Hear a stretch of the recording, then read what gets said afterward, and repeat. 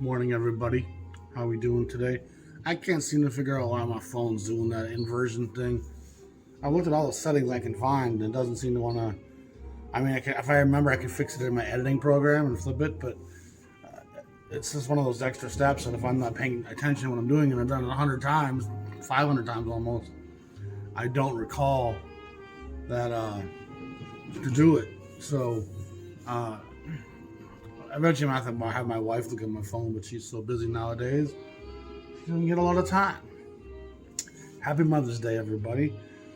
First, I want to say if you want to share a little video with me for my 500th episode, talking about why you love jazz, why you appreciate this channel, keep it to 2 minutes, 3 minutes tops. And I'd like to put a little hodgepodge thing together of just people in the community that are part of this channel that comment a lot. Send me a little video so we can see your face and people can know who they're talking with in the comments below on a regular basis. So send that to my email, and I put a link at the end of the last episode, and I'll put a link again today in on the community board. I'll put the link to my email, and you all send it to Facebook Messenger. I think that works just fine. I think I also have there's another thing I have that I usually get videos from friends at times. So if you have other ways you want to send it to me, let me know. I'm sure I can figure most of it out. If not, my wife can. But again, happy Mother's Day, everybody. I hope to get those videos from you guys and put together a nice little montage of our experience together and elapsed time in this medium here we call life. This community for me is very valuable. It's like not just a sounding board. It's a place of value, a place of worth. If I hadn't had these last few years with my DJ business kind of spiraling into nothing, it would have been a very tough couple of years for me, I think. But this has given me a sense of purpose and direction, and that's something that's really hard to put a value on. It's such an important part of life to have direction, to have an engine that fuels your passion, your life. Communicating with you guys is just something that makes sense for me. You know, it was never a plan to be a YouTuber. It was never a plan to sit here and discuss my discourse with the world. But enough people nudged me into it, including Ken and my wife. And it's been a good thing. It's made sense since I've been doing it, for sure. And it's kind of an extension of my DJ business and my knowledge and love of music and my connection with being a musician and all those things in my life. It really kind of allows it all to kind of fit into this current construction pretty well. And it's a nice little vehicle outlet for me. It's definitely helped keep me sane. So on the topic of Mother's Day, first of all, I want to talk about Duke Ellington briefly. I'm listening to that Paris record I got. It's fantastic. Beautiful moments, a lot of melancholia. Duke is really beyond jazz. He didn't really like the label ever, whether it was jungle music, whether it was jazz, whatever was placed on the music.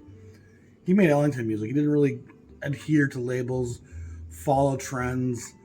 Trends followed him at times, but he was always a bigger, broader composer, arranger, producer, band leader, selector of musicians. He wrote songs with his musicians in mind. So in a way, his instrument was that orchestra. I need so-and-so to play this sound. I know who's the perfect guy to do it. And so when he was going through guys like Harry Carney and Johnny Hodges, Russell Progoat, all the great talent that was in that band. It's just an incredible roster of some of the great talent of the mid-20th century, and Ellington really knew how to strike a chord. But Ellington, really the reason why I'm mentioning him today is because he loved his mother. He loved his mother like few other relationships in jazz that I can remember reading about or hearing about or watching. It was something that was very connected and tangible for him most of his life. And I remember, excuse me, in many instances reading how devastated he was at the loss of his mother. And it was just something that left him destitute and immobilized for a stretch of time. And he felt the same way about losing Billy Strayhorn, which was also just a gut punch. And if I remember, they didn't happen too far apart. I think Strayhorn dies like at 62, 60, I think early 60s, Billy dies. And I can't remember exactly when Ellington's mom passed, but I remember he was just shook by it. And just, it was something that was very important to him. He was always a bit of a mama's boy. He was always a bit of a finely dressed, dapper kid ready to go to church and hold mom's hand. And he didn't grow out of that. He could be 50, and if he was in the D.C. area, he would take his mom to church. It was part of his life. It was part of his persona. You know, and mothers are very important.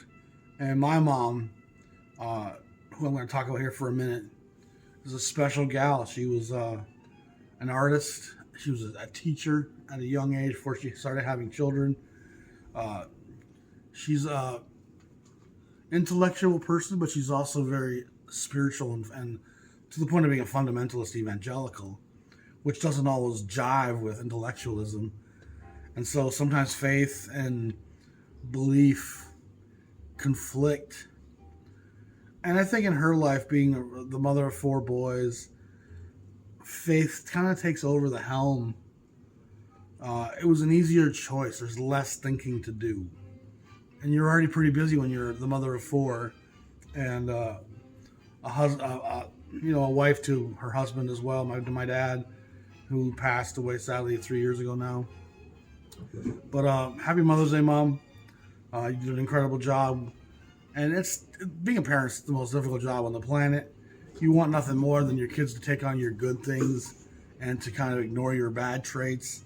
And they seem to do the exact opposite. They pick up your bad traits and ignore your positive things.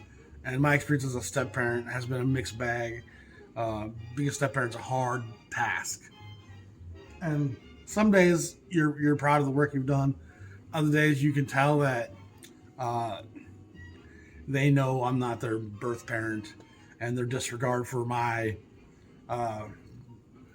beliefs, intellect, way of thinking, doing things, how life could be, my teachings can be very dismissed, which is part of the course for a 16, 17, 18-year-old boy, to find his own path. But I just hope that my 18-year-old me can reconcile at some point, because we're not in great terms. He hasn't lived here for, 8 months now, and he's not making a lot of good life choices. And he doesn't even really have the engine or the motivation or the directive where you can kind of tip your hat and say, Godspeed. If you had a plan, if you had a passion, if you had something that you were living for, and you were a dick in spite of it, but you had a plan, you can kind of let go of that a little bit and be like, okay, you know what? Go do it. You're working hard. You believe what you're doing, and this kid plays video games. He's didn't finish the senior year of high school. It's taken him a second year to do a couple classes because he's not living at home, so no one's pushing him. He's not really working. It's tough. It's tough watching, someone you've had hope for make a lot of bad choices, and you can't really say or do nothing. But all the same, his mother's a great mom, my wife, and my mom was a special gal. And me and my mom had a pretty bad falling out for a while. Her fundamentalism, evangelical Christians' beliefs just didn't jive with my own philosophies. And as a young kid, when I was being immersed in the church and my parents' evangelical teachings and the ideas of creationism and just the full bore denial of science and denial of common sense in some ways and believing in the fairy tale. And I understand why we do it. It allows us to have that kind of peace of mind about the afterlife and losing parents and friends. It gives us, a place to register all that we can't register. But I just couldn't align myself with a lot of what my parents had to say. And some of it just didn't make sense. How could the creator who loves his creation forsake so much of that creation? He must love all people on this planet equally because the creator made all people. And so to think he chose one nation, one race, one religion, one people I find that kind of short-sighted and offensive and impossible to digest. I can't get my head around it. And the Aborigines being in Australia for 40,000 years. I mean, we're in an ice age in the Northern Hemisphere, and the Aborigines are painting caves, lighting fires, looking at the stars, going, I wonder. And it just kind of disconnects. It takes a great deal of conceit and a lack of humility to place your temporal culture that you're born into above the timeline of humanity and the real unfolding of the story. And it takes a certain amount of willful disconnection from your own past and heritage. And the more I got into geography and history, the more I couldn't accept one teaching, one way of thinking, one way of believing. And I needed to have a system where your belief system had to include all of this creation. You had to be someone who had empathy for those across national lines, racial lines. It has to be more embracing the spirituality within all of us. And world religions fall very short on that note. And it all led to a number of years where me and my mom had some issues. You know, of course, being a preacher's kid, I had my issues as a 17, 18-year-old as well. You know, got in some trouble with the law, and I'm moving on to be my long-haired metal band, and moved to Minneapolis in like 1991. Couldn't stand life in North Dakota very much. It wasn't a good place for me. I was too restless, I want to say broad-minded and conceit, but I was broad-minded because I had studied atlases my whole life. The atlas became my Bible. And my mom gave me some thick atlases as a child. And I consumed that stuff. I just ingested it. I'd spend days looking at atlases. And my family and friends from long ago know how I could sketch the continents and put the countries in and put capitals in. Just by memory, I could sketch this stuff. I could still do a pretty mean United States and Canada. You know, I can kind of sketch the rest of the world, but I've lost some of the detail and the finite precision. But I can still do a pretty good South America.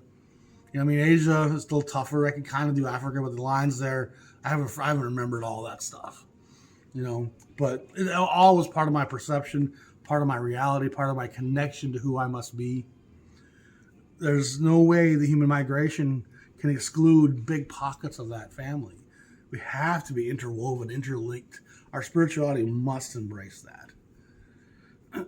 When we don't embrace each other, we tend to create great rifts and great sorrow.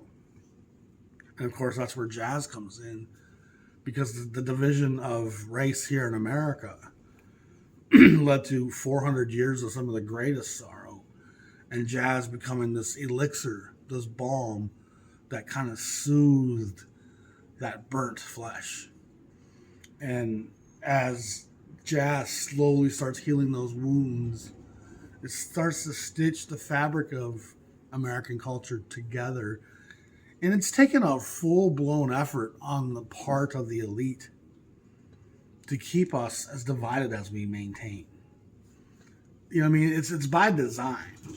We can't have poor white folks and poor black folks thinking the same way, having unity. We can't have them rising up as a unit, demanding healthcare, better education, schools, liberty, freedom, justice, all those things that we think of as guaranteed unalienable rights. We've become much less free than most places in the developed world. Thankfully, we're still free to express ourselves in a lot of ways, but there's still getting to be less and less room for criticism of certain chosen paths of the news and the media. You can get shut down pretty quickly if you start expressing ideas that go counter to that stream of thought too much. So here on Mother's Day, I just want you to appreciate your moms.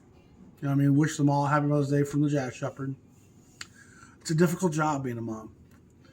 It's a difficult job being a mom, waking up every day, seeing your flaws in your children, which they just seem so destined to want to show you and repeat.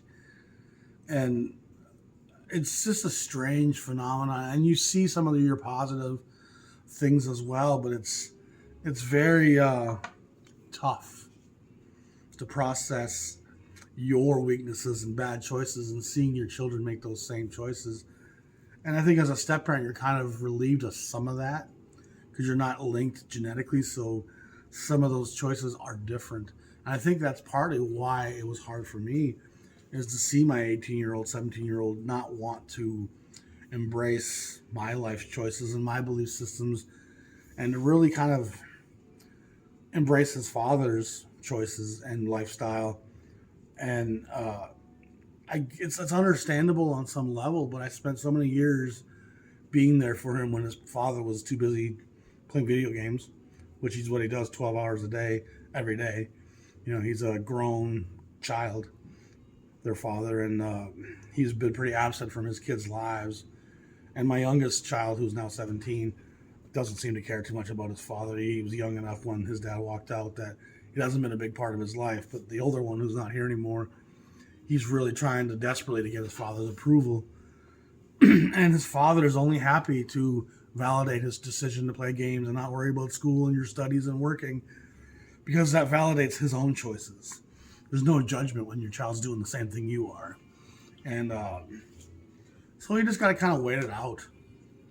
But it does give you empathy for what your mom goes through. You put your mom through it.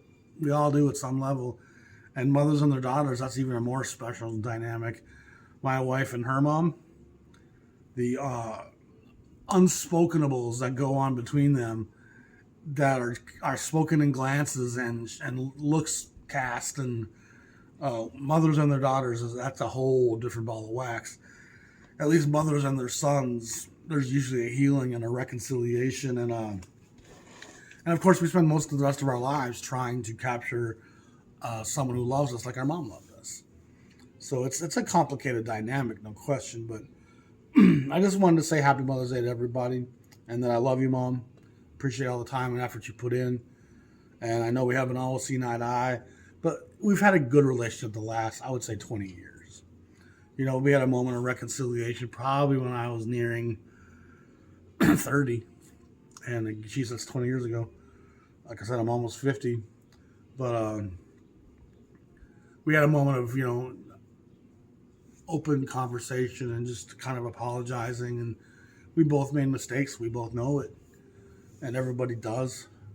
So you just got to kind of hold out and wait for that moment to happen with your children or with your parents. But you do want to do it because they tried their best, you hope. And even the parents who walk out and leave, they often had cards dealt to them that made their behaviors what they were. You can only make excuses so long. But anyway, Happy Mother's Day, everybody. Y'all be blessed. Stay safe. We got some cool content coming up. Making good progress on the trading cards. Send your videos, of course, to email or my Facebook Messenger. Or I don't think I have Dropbox anymore, but I do have another one of those type of things where you can send videos to, larger files. I look forward to hearing from all you guys. Get them to me this week if you can, so I got time to edit it and put it all together. Y'all stay safe, and we'll talk to y'all soon. Peace.